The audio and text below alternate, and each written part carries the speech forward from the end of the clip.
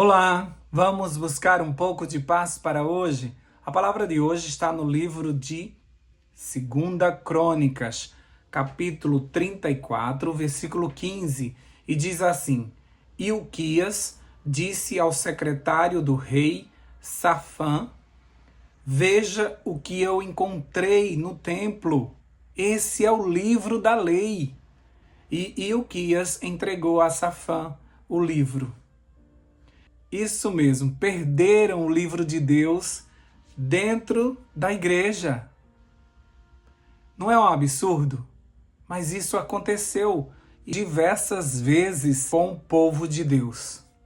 Todas as vezes que isso aconteceu, a idolatria invadiu a igreja e o mundo. E outras práticas contrárias à palavra de Deus começaram a acontecer no mundo religioso.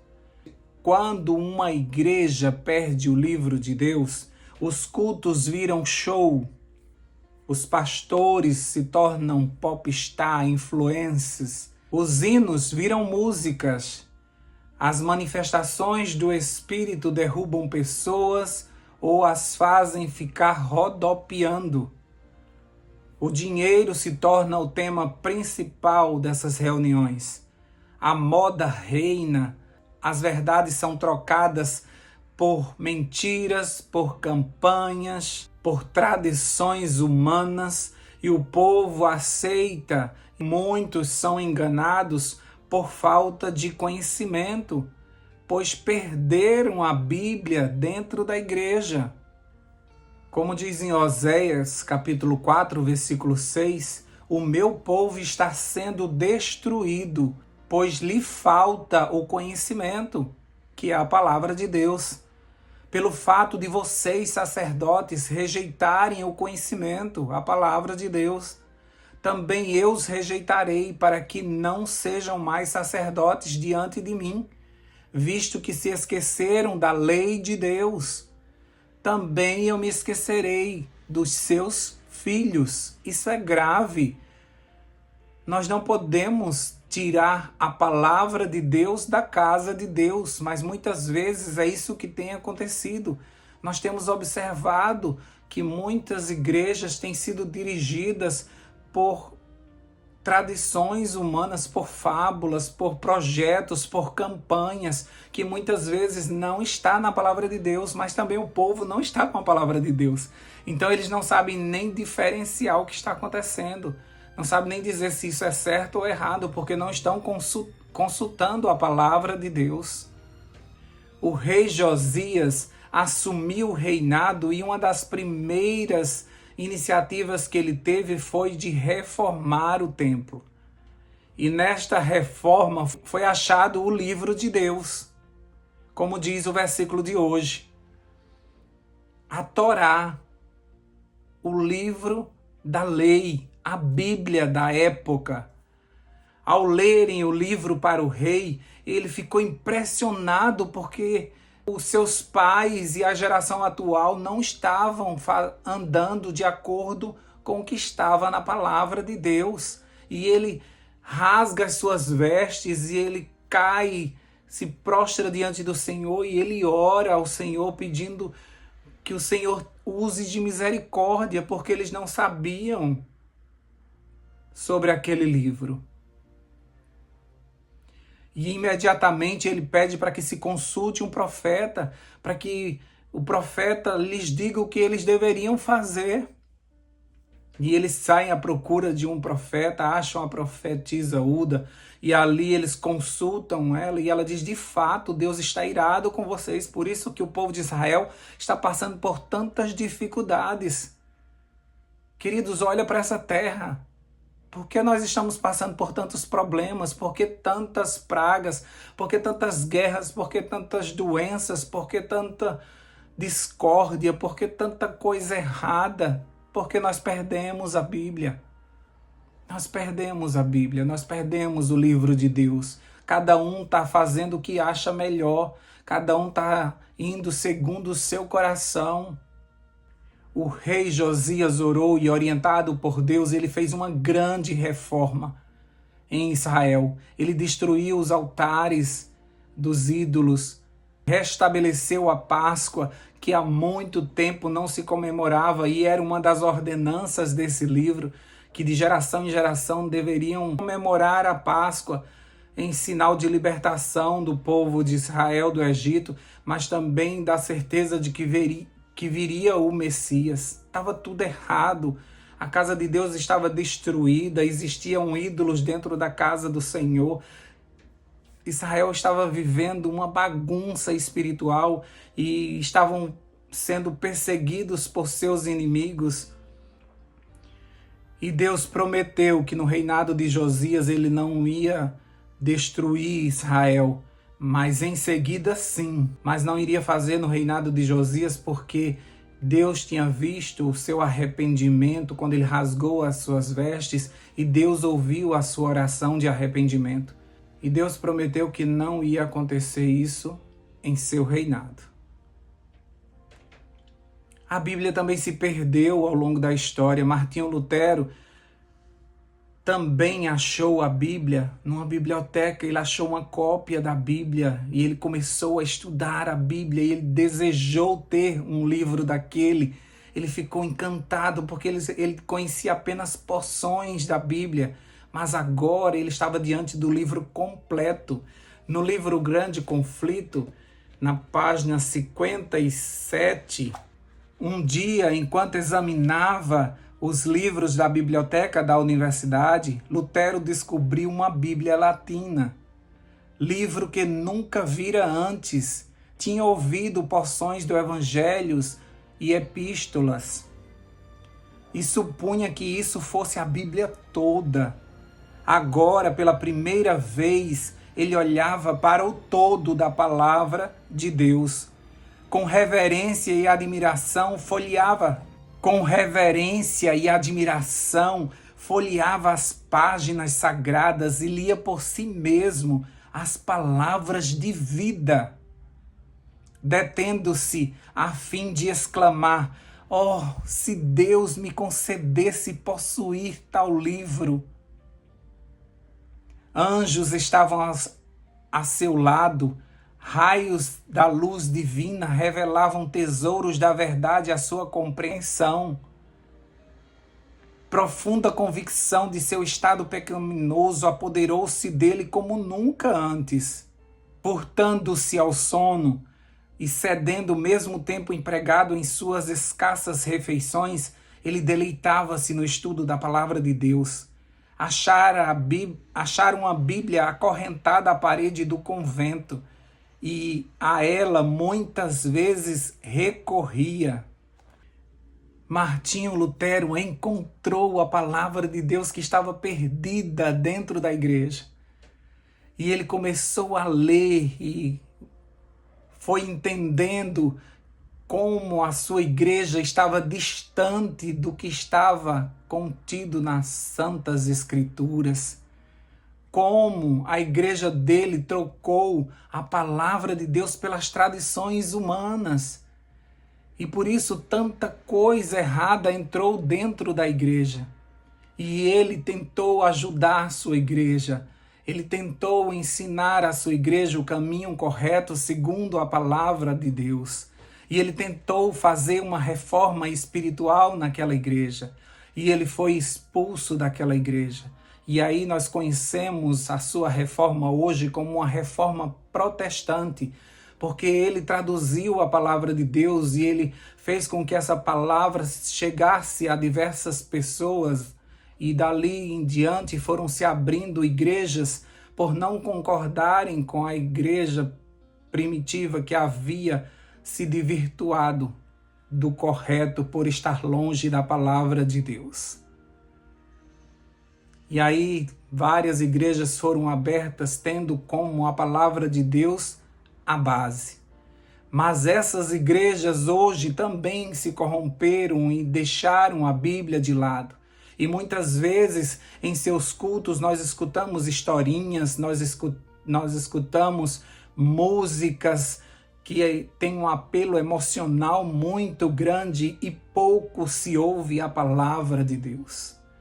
Em muitas igrejas, todas as programações você vai encontrar de tudo: louvor, informações, encenações, orações, e o tempo para a palavra de Deus está cada vez mais resumido. As pessoas não pedem mais a você para preparar uma mensagem, elas querem um sermonete, algo rápido e que seja mais apelativo, porque as pessoas estão agora se utilizando das emoções e muita coisa errada tem entrado dentro da igreja, porque nós perdemos a Bíblia. Nós colocamos a Bíblia de lado. Tem cristãos chorando e perguntando ao Senhor coisas que o Senhor já respondeu na sua palavra. Tem coisas no teu coração que você não consegue achar a resposta e ela está na Bíblia que você não lê. E por isso é mais fácil você pegar um sermão pronto, e por isso é mais fácil você ir para a igreja e escutar um pastor falando e dizendo a você o que você poderia ter lido na palavra. Mas você prefere tudo mastigado. Talvez, assim como eles, você também perdeu a sua Bíblia dentro da sua casa. Assim como eles perderam a Bíblia dentro da casa do Senhor, você e eu podemos perder a Bíblia dentro da nossa casa. Muitas vezes chegamos da igreja e deixamos a Bíblia num estante. E somente uma semana depois, quando vamos de novo à igreja, saímos procurando a Bíblia. Onde foi que nós deixamos? É sinal de que não estamos consultando ela diariamente. E ainda queremos saber qual é a vontade de Deus para a nossa vida. Por isso que o povo de Deus vive confuso. O que não deveria ser. O que não deveria acontecer. Porque nós somos muito bem orientados através da palavra do Senhor. Onde está a tua Bíblia? Você sabe onde está a tua Bíblia? Qual a importância dela para a tua vida? Com que frequência você consulta a palavra do Senhor? Tem sido ela a tua regra de fé? Ela é a base de todas as doutrinas da tua igreja? Em que lugar está a palavra de Deus na tua igreja? Como bem dizia o pastor Alejandro Bulhon, não existe cristão sem Bíblia. Não existe cristão sem Bíblia. Portanto, nós precisamos viver com base no assim diz o Senhor. E assim nós não nos desviaríamos da sua vontade.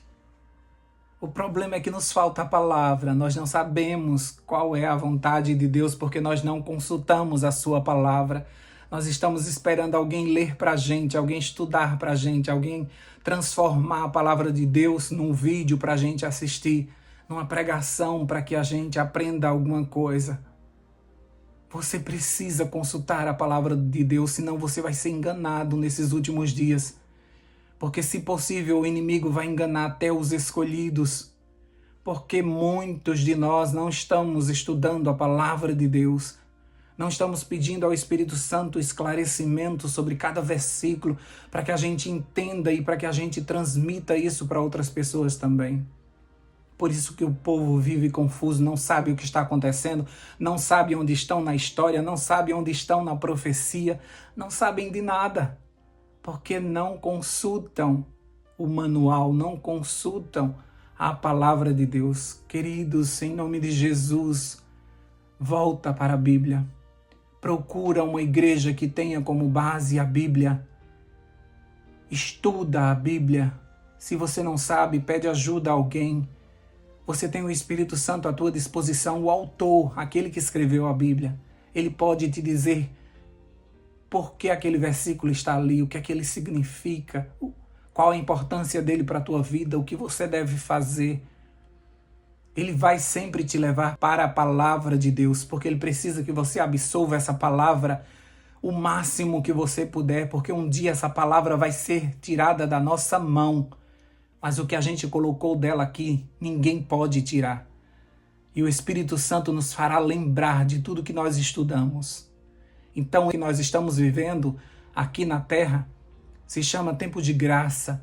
Um tempo que nós precisamos estudar, buscar.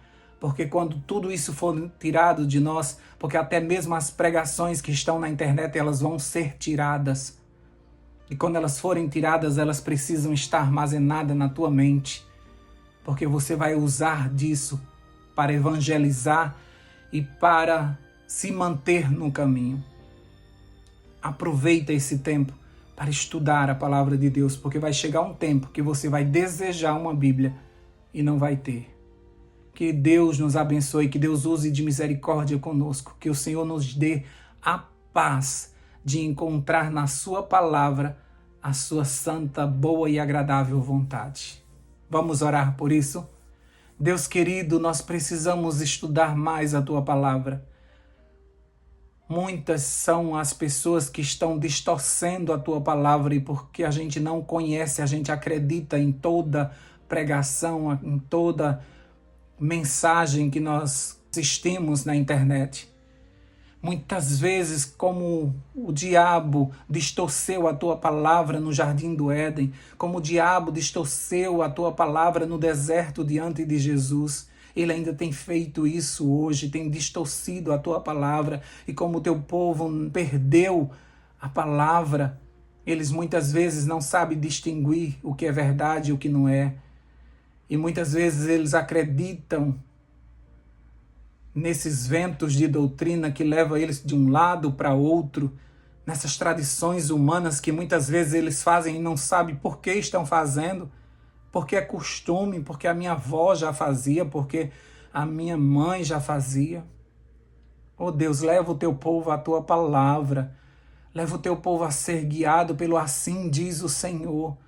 Que a gente fale para os nossos filhos a tua palavra como o Senhor pediu, que nós deveríamos inculcar na cabeça deles a tua palavra, não a nossa, não o que nós achamos, não o que o pregador acha, mas a tua palavra, que é o poder do Senhor, que é uma espada que entra dentro de nós e faz as mudanças que são necessárias.